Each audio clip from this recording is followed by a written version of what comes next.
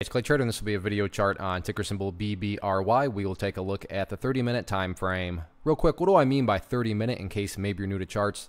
Instead of each one of these candlesticks here representing 1 day's worth of price action, which is what you would normally see, each one represents 30 minutes. So while this here may look like a few weeks worth of time, it's actually just the past 2 days broken down into 30-minute time slices.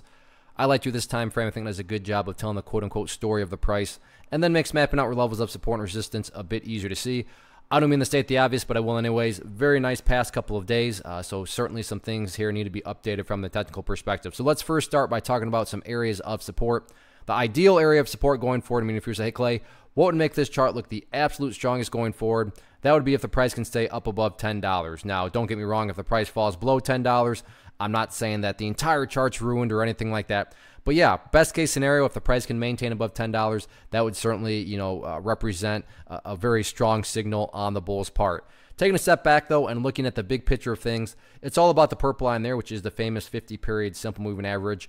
Even if you have just a surface deep understanding of charts, I'm sure you've heard of the 50-period and you know that when the price is above it, assuming you're long, of course, you want to see the price stay above it because that implies that prices are putting in higher lows, and higher lows over time is what bullish uptrends are all about. So like I said, keyword being moving average. So as time goes by, that line is going to look something like that. So again, when you stop and think about it, well, what does the price need to do over time in order to stay above a line that's increasing? Well, the price itself needs to keep on increasing, and that by definition is what a bullish move is, right? So that's why I love charts. When you look at them certain ways, they truly do insult your intelligence. So we have our levels of support mapped out. What about areas of resistance?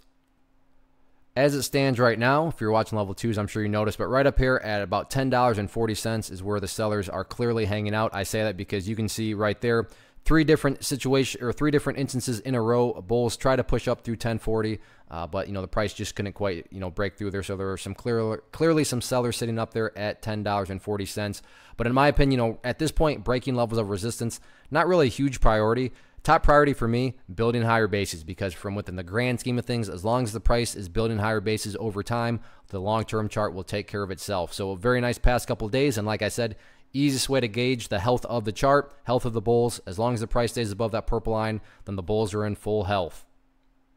One of the biggest questions I get is, hey Clay, how do you find the stocks that you trade? So what I've done is put together a free resource guide where I talk about the tools that I use to locate stocks that I find interesting and think may have potential. So if that sounds like something that could add value to you as a trader, then click on the image that is up on the screen right now and I will email you the guide. The guide itself is very short and to the point, and best part, it's completely free.